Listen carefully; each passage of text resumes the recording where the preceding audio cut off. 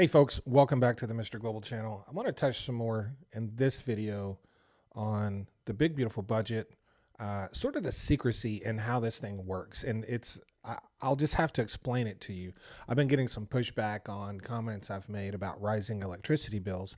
I don't know how, considering they're already rising and have been for some time and will continue to do so. But before I get started, please like and subscribe. I really appreciate all my followers and subscribers. So the big, beautiful budget. I did a piece yesterday talking about rising electricity bills. And I got a lot of pushback from people saying that just because we're cutting renewables doesn't mean utility bills are going to rise, because we're going to focus more on nuclear, hydroelectric power, and geothermal. And this is how they get you. So let me explain. Last year, we added about 50 gigawatts of renewable power and storage capacity in the United States. Okay. This year, we were set to add about 63 to 4, just depend on how it all shakes out, right? In order to replace that with nuclear power, we would have to build 50 nuclear reactors in 1 year. We have 93 total in the entire country. We are not building 50 nuclear reactors in 1 year or 5 years or 10 years. It's not a thing. It's not a thing. And speed of deployment of new electricity is key here. Okay? So nuclear cannot keep up with renewable when it comes to the speed of deployment of it. Now, once you have it up and running, it's better than renewable. But we don't need it in 5 or 10 years. We're going to need it like now. You know what I mean? Hydroelectric power, also a great source of power. Problem is, not available to the vast majority of the country. Hydroelectric power currently provides us a little over 5.5% of our total electricity. The Northwest, Southern California, Tennessee, some Michigan. It's, you have to have a lot of water in an area that's flowing to have hydroelectric power. It's a great source of power. It's just not a thing that we can depend on to provide power to a large portion of the country. It's just not.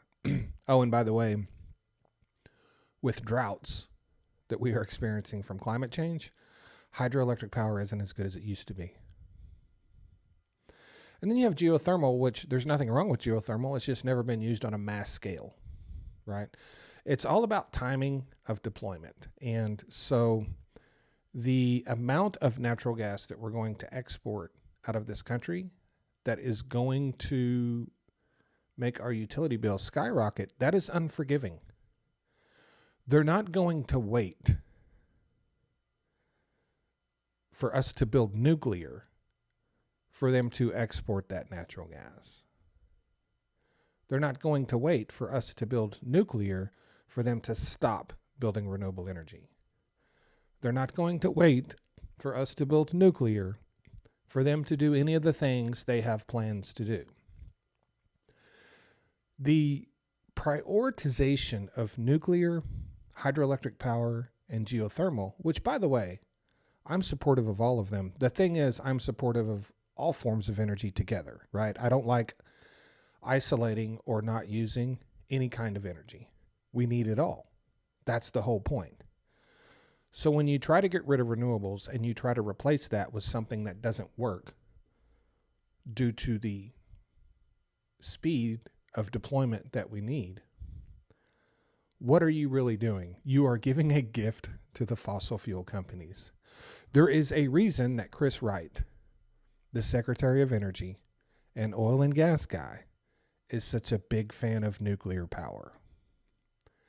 It's because of the amount of time that he knows it takes to build one reactor. It's because of the difficulty that he knows it takes to get investors to put their money up for nuclear power. The difficulty of nuclear power is a gift to the oil and gas industry. It keeps them in the dominant power position for decades longer. That's why he loves nuclear power. That's it. Nuclear power is great, but it takes forever just to build one reactor. And Chris Wright knows that. And he can make billions of dollars in oil and gas while we're waiting for that nuclear reactor to be built. And that's all this is. They removed subsidies from an energy source which can be deployed rapidly to make up for our loss in order to keep natural gas prices high, which is how Chris Wright and the rest of the oil and gas industry, including myself, make money. That's how we make money, with higher natural gas prices. And people tell me, I've had a half a dozen people say this morning, what are you complaining about? Isn't this how you're going to make money? And I can't even respond to them because I'm just like, is that where we are in this country, where I only think about what's best for me and nobody else? Aren't we supposed to be thinking about what's best for the whole of the country? What kind of person would I be if I was only concerned with myself?